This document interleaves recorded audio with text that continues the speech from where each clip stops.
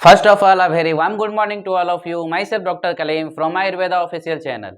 आज मैं आप लोग के सामने प्रेजेंट हुआ हूं आपका एक इम्पोर्टेंट सब्जेक्ट लेकर के पढ़ाने के लिए, जिस सब्जेक्ट का नाम है संस्कृत। BA MS का सबसे टफ सब्जेक्ट और BA MS के प्रथम वर्ष में पढ़ना है आपको। इससे पहले वाले लेक्चर में मैं सारा सिलेबस आपको डिटेल कर दिया था, डिटेल बता दिया था कि कहाँ से कितना मार्क्स आते हैं, किस टॉपिक से क्या पढ़ना है, कहाँ से क्या इंपॉर्टेंट है, सब कुछ बता दिया था।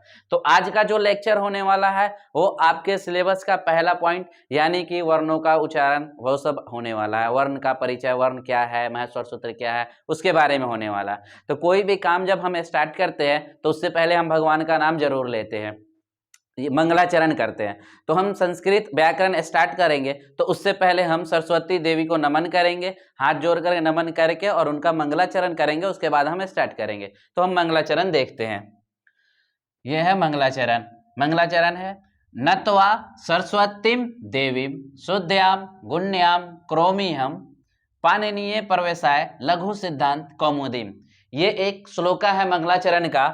इसका अर्थ है मैं डॉक्टर कलीम, यानी मैं डॉक्टर कलीम। जब आप लोग लिखोगे तो आप अपना नाम लिख सकते हो।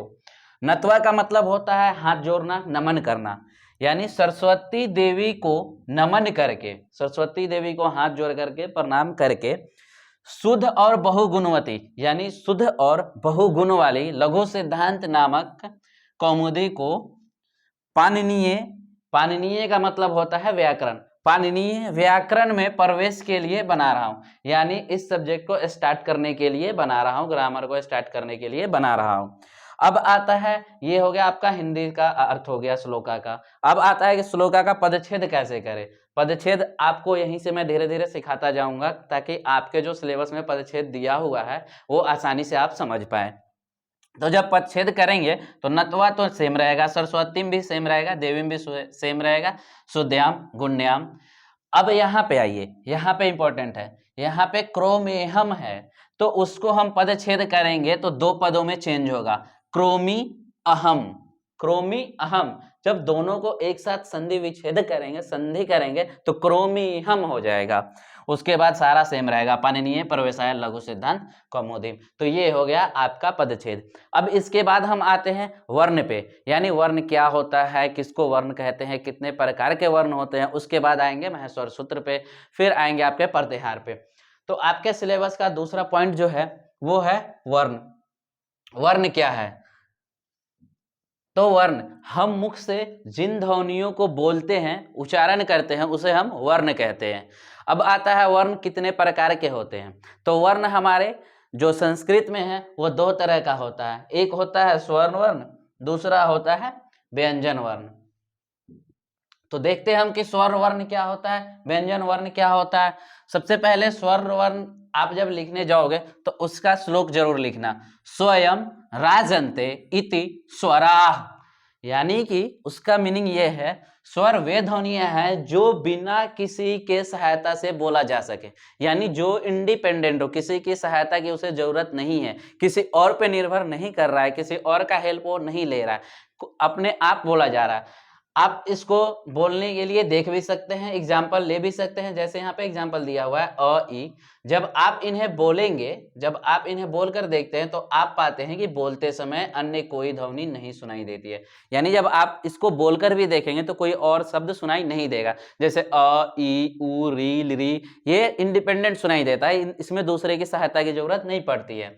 अब आता है कि स्वर की संख्या कितनी होती है। तो स्वर की संख्या 9 होती है। ये आपके लिए इंपॉर्टेंट है, ये याद रखना, क्योंकि आपका एग्जाम में MCQ आते हैं, वहां पे ये इंपॉर्टेंट है कि स्वर की संख्या कितनी होती है, 9 होती है। इन स्वरों को अच भी कहा जाता है। तो अब आपके मन में ये जिज्ञासा उत्पन्न हो रहा होगा कि अच क्या होता है। तो अच, हल, अन, अस, ये सारे प्रत्याहार हैं हमारे, तो ये अभी नहीं सीखेंगे। पहले हम इसके लिए महस्वर सूत्र जानेंगे, उसके बाद प्रत्याहार पे आएंगे तो प्रत्याहार सीखेंगे। अब जो दूसरा वर्ण आता है वो आता है व्यंजन वर्ण। व्यंजन वर्ण क्या होता है, तो उसका श्लोका जो है अन्नवग भवति व्यंजनम, इसका श्लोका है उसका श्लोका का जब हिंदी करते हैं तो जो स्वतंत्र रूप से नहीं बोला जा सकता है, जिसको बोलने के लिए किसी की सहायता की जरूरत होती है, किसी पे डिपेंड करता है, उसको हम व्यंजन वर्ण कहते हैं। अब व्यंजन वर्ण डिपेंड किस पे करेगा? वर्ण तो दो ही है, एक स्वर एक व्यंजन, तो डिपेंड किस पे करेगा, किसकी सहायता की जरूरत पड़ेगी? तो व्यंजन वर्ण को स्वर वर्ण की सहायता की जरूरत पड़ती है, यानी बिना स्वर वर्ण की सहायता से व्यंजन वर्ण नहीं बोला जा सकता है। अब व्यंजन वर्ण को अगर आप बोल के भी देखेंगे ना तो उसमें स्वर्ण की ध्वनि आपको सुनाई देगी। जैसे क बोलने पर हम पाते हैं कि क के साथ अ का भी उच्चारण संयुक्त रूप से हो रहा है, यानी कि क के साथ अ भी आ रहा है, यानी व्यंजन वर्ण को बोलने के लिए स्वर वर्ण की सहायता की जरूरत पड़ रही है, तो ये इंडिपेंडेंट नहीं बोला जा सकता है। अब व्यंजनों को हम हल भी कहते हैं, वही मैं बताया कि हल एक प्रत्याहार है जो हम आगे सीखेंगे, इसे हल प्रत्याहार भी कहा जाता है। अब इनकी संख्या भी इंपॉर्टेंट है आपके एमसीक्यू के लिए, तो इनकी संख्या कितनी होती है? 33, यानी 33 होती है व्यंजन वर्ण की संख्या। स्वर वर्ण की संख्या कितनी थी? 9, और इसकी संख्या 33 व्यंजन वर्ण की। अब यहाँ पे आपको वर्ण परिचय हो गया। वर्ण परिचय के बाद हम आते हैं जो इंपॉर्टेंट टॉपिक है, जो आपका पूरा संस्कृत के ग्रामर का सिलेबस का बेस है, उसके बिना कुछ नहीं जान सकते, कुछ नहीं हो सकता। जो भी ग्रामर पढ़ेंगे आप उसी पे बेस होगा, उसको हम कहते हैं महेश्वर सूत्र। महेश्वर सूत्र यह है। महेश्वर सूत्र के सबसे पहले हम जानते हैं कि व्युत्पत्ति या निरुक्ति कहाँ से हुई थी। तो व्युत्पत्ति इसकी शंकर जी जब कैलाश पर्वत पे बैठे हुए थे, डमरू का अपना वादन कर रहे थे, तो उसी वादन में, उसी डमरू के वादन से ध्वनियां निकली, जिसको हम महेश्वर सूत्र के नाम से आज जानते हैं। ये कुल 14 सूत्र होते हैं, इसको हम 14 सूत्र भी बोलते हैं, इसको हम 14 सूत्र भी कहते हैं। तो ये आपके लिए सबसे इंपॉर्टेंट चीज है, और ये आपको टिप ऑफ द टंग याद होना चाहिए, सारे बच्चों को, जितने भी हो सबको याद होना चाहिए, क्योंकि इसके बिना आप ग्रामर में कुछ नहीं कर सकते हैं, संस्कृत ग्रामर में। तो सबसे पहले हम इसको देखते हैं कि बोलते कैसे। बहुत बच्चे को बोलना नहीं आता, उच्चारण करना नहीं आता, तो सबसे पहले तो हम उच्चारण करना ही सीखेंगे। तो उच्चारण करने में इसको अ ई उन रील रिक ए ओंग ऐ औच है वरट लन यम गडनम। सबसे ज्यादा जहां प्रॉब्लम आती है बच्चों को इसमें आती है, ये यह पढ़ा जाता है यम गडनम। झ भाई घड 10 जब गड 10 ख फ छ ठ थ चट तव। ये अलग अलग भी पढ़ सकते हैं, और कोई कोई एक साथ ही बोल देता है ख फ छट त चट तव ऐसे, लेकिन हमको एक साथ नहीं बोलना, अलग अलग बोलना। ख फ छ ठ थ चट तव। कप सस सर, इसमें तीनों से आ जाते हैं, सस सर लास्ट वाले होते हैं हल। एक बार और आपको पढ़ के सुनाता हूं। अ ई उन रील रिक ए ओंग ऐ औच है वरट लन यम गडनम झबई घड 10 जब गड 10 ख फ छ ठ थ चट तव कप सस सर हल। अब आते हैं कि जो प्रत्याहार था वो क्या होता है, प्रत्याहार का संज्ञा का सूत्र क्या होता है। तो जो प्रत्याहार संज्ञा होता है उसका सूत्र होता है आदीर्णतेन संहिता। आदीर्णतेन संहिता, ये सूत्र होता है प्रत्याहार संज्ञा का। अब आता है बच्चों के दिमाग में प्रत्याहार संज्ञा होता क्या है। तो प्रत्याहार संज्ञा उस संज्ञा को कहते हैं जो अपने प्रथम शब्द से लेकर के आखिरी शब्द के बीच का, यानी मध्य का, वादिन का बोधन करता हो, यानी अपने फर्स्ट वर्ड से लेकर लास्ट वर्ड के बीच का जितना वर्ड हो उन सबको एकत्रित करता हो, उसे हम प्रत्याहार संज्ञा कहते हैं। अब प्रत्याहार संज्ञा जैसे आपने वहां पढ़ा था कि स्वर को हम अच प्रत्याहार कहते हैं और व्यंजन को हम हल प्रत्याहार कहते हैं, तो वो कैसे बना, कहां से आया। तो जो इसमें स्टार्टिंग के 4 सूत्र होते हैं, 1 से लेके 4 तक जो सूत्र होते हैं उसको हम अच प्रत्याहार कहते हैं। अच प्रत्याहार में आएगा कहां से, अब प्रत्याहार बनाना कैसे। तो प्रत्याहार बनाने में जो फर्स्ट वर्ड होगा वहां से लेकर के लास्ट के वर्ड तक, यानी कि महेश्वर सूत्र में फर्स्ट वर्ड से लेकर लास्ट वर्ड के बीच में जितना वर्ड होगा उसको हम लिखेंगे। अब छोड़ेंगे किसको, तो ये जो जिसमें हलंत लगा होगा, यानी जो आधा होगा वो हलंत्यम से तस्य लोपा होकर के उसका लोप हो जाता है, यानी वो दिखाई नहीं देता है, तो उसको हम नहीं लिखेंगे। तो क्या क्या आ जाएगा अच प्रत्याहार में हमारा, तो अ आ जाएगा, ई आ जाएगा, उ आ जाएगा, इससे 3 आ गए, इससे आ जाएगा री, इससे आ जाएगा ली, 2 5 हो गए, ए ओ, यहां से आएगा ए ओ, 5 2 7 हो गए। यहाँ से आएंगे ऐ, यहाँ से आएंगे औ, कितने हो गए 9। अच प्रत्याहार स्वर्ण वर्ण कितने थे 9 थे, 9 आपके कंप्लीट हो गए। अब जो लास्ट के ये जो 9 बच गए हैं ह से लेकर के ल तक, यानी हल प्रत्याहार, ये व्यंजन होते हैं, व्यंजन वर्ण, और हल प्रत्याहार भी कहते हैं। अब इसमें आप गिनिएगा, यानी 33 वहां पे मैंने बताया था आपको, तो यहाँ भी 33 होगा। जो ये जो 10 बच गए सूत्र महेश्वर सूत्र का, इनमें आप जब गिनिएगा तो आपका व्यंजन वर्ण भी पूरा हो जाएगा, यानी 33 वर्ण आ जाएगा। अब देखिए कैसे, तो ह से लेकर के ल तक जाएगा, तो ह य व र, इसमें कितने आ गए 4, इसमें एक आ गए ल 5, य म ग न म, इसमें आ गए 5, और इसमें आ गए झ भ, 2 इसमें आ गए, घ ढ ध, 3 इसमें आ गए, ज ब ग ड द, इसमें आ गए 4। अब आप सोच रहे होंगे इसमें लास्ट वाला वर्ड क्यों छोड़ दे रहा हूं मैं, तो लास्ट वाला जितने भी वर्ड है सब में हलंत लगा हुआ है, तो हलंत्यम के वजह से तस्य लोपा से लोप हो जाता है, जिसके वजह से वो गिनती में नहीं आता है, नहीं गिना जाता है, और प्रत्याहार में नहीं लिखा जाता है। अब आपको 33 पूरा गिनने हैं, तो यहां से स्टार्ट करते हैं। तो ह य व र, इसमें कितने हो गए 4। अब इसमें आ गए ल, इसमें हो गए 1, इसमें य म ग ड न, ये हो गए 2 4 1 5, 5 वर्ण इसमें आ गए। अब आगे आते हैं झबय में, तो झ और भ 2 वर्ण इसके हो गए। अब आते हैं घट धस में, इसमें 4 वर्ण है लेकिन 3 ही गिनेंगे, एक में हलंत्यम है तो वो नहीं गिना जाएगा, तो इसमें आ गए 3।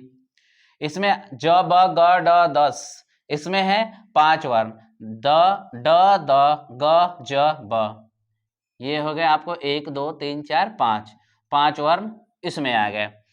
अब आता है जो सबसे बड़ा है, यही है महेश्वर सूत्र का सबसे बड़ा, इसमें कितने वर्ण आ गए, ख फ छ ठ थ चट त, 3 4 5 6 7 8, इसमें आ जाते हैं आपके 8 वर्ण।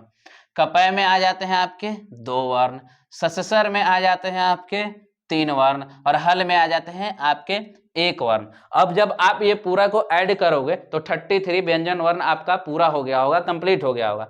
गिन के देख लो, 4 और 1 5, 5 हो गए, 5 10 2 12 3 15, 15 5 20, 8 28, 2 30, 3 33, 1 34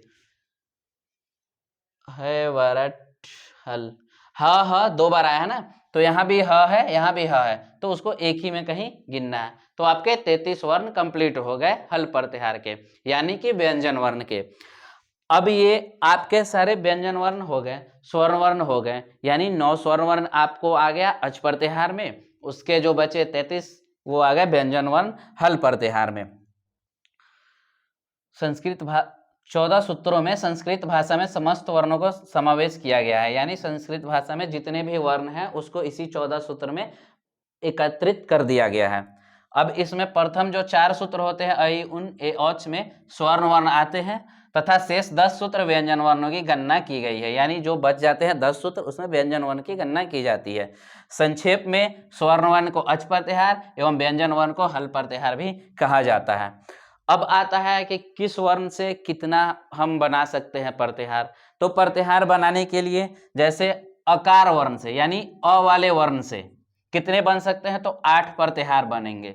कौन कौन से बन सकते हैं, तो अन प्रत्याहार बन सकते हैं अ से लेकर न तक, अक प्रत्याहार बन सकते हैं अ से लेकर ये क तक, अच प्रत्याहार बन सकते हैं जो पूरी स्वर्ण वर्ण को रखेंगे यहाँ से लेकर के यहाँ तक, अट प्रत्याहार बन सकते हैं, अन बन सकते हैं, अम बन सकते हैं, अस बन सकते हैं, अल बन सकते हैं। ये 8 आकार से आपके प्रत्याहार बन सकते हैं। अब एक एक का हम प्रत्याहार बना करके आपको अगले वाले लेक्चर में, अगले वीडियो में, अगले क्लास में बताऊंगा। अब इकार से कितने बन सकते हैं, तो इकार से 3 प्रत्याहार बनते हैं, इक इच इन। यहां से देखिए सबसे पहला जो बनेगा इन इक इच, ये इच 4 प्रत्याहार, ये 3 प्रत्याहार बनेंगे इससे। अब उकार से कितने बनेंगे, यानी उ वाले से कितने बनेंगे, जो स्टार्टिंग उ से होगा तो उससे 1 बनते हैं, सिर्फ उक प्रत्याहार बनते हैं, उक प्रत्याहार सिर्फ बनेंगे उ से लेकर के कै तक। अब एकार से कितने बनेंगे, तो एकार से 2 बनते हैं, एंग एच, यानी ए स्टार्टिंग होगा और लास्ट में कोई भी वर्ड आ सकता है, एंग आया तो एंग आएगा लास्ट में, एच आया तो लास्ट में एच आएगा। अब आता है ए कार यानी ए कार, ये वाले से हम कितने बना सकते हैं? तो ये वाले से हम एक बना सकते हैं एच, बस ए औंग में से ए औच जो है एच बना सकते हैं, ये यहाँ से स्टार्ट करके यहाँ पे खत्म हो जाएगा, यानी एक बन सकता है। उसके बाद ऐसे ही आपका आएगा है से कितना बना सकते हैं? तो हस और हल ये दो बना सकते हैं है से। यकार से कितने बना सकते हैं? यानी ये वाला से य से कितना बना सकते हैं? तो इससे 5 बना सकते हैं, यन यम यन ये यर, ये 5 प्रत्याहार बना सकते हैं। तो इतना आपका इस लेक्चर में कंप्लीट हुआ। अब अगले लेक्चर में हम पढ़ेंगे जो हम बताए हैं कि किस प्रत्याहार से कितने प्रत्याहार बन सकते हैं, किस वर्ण से कितने प्रत्याहार बन सकते हैं, वो प्रत्याहार बनाना आपको हम अगले लेक्चर में सिखाऊंगा। क्योंकि एक ही लेक्चर में अगर सारा पढ़ा दूंगा तो आपका भी माइंड डाइवर्ट हो जाएगा, कंफ्यूज हो जाओगे। इसलिए इतना आप याद करके रखना। जब के लिए थैंक यू, फिर मिलते हैं हम नेक्स्ट वीडियो में।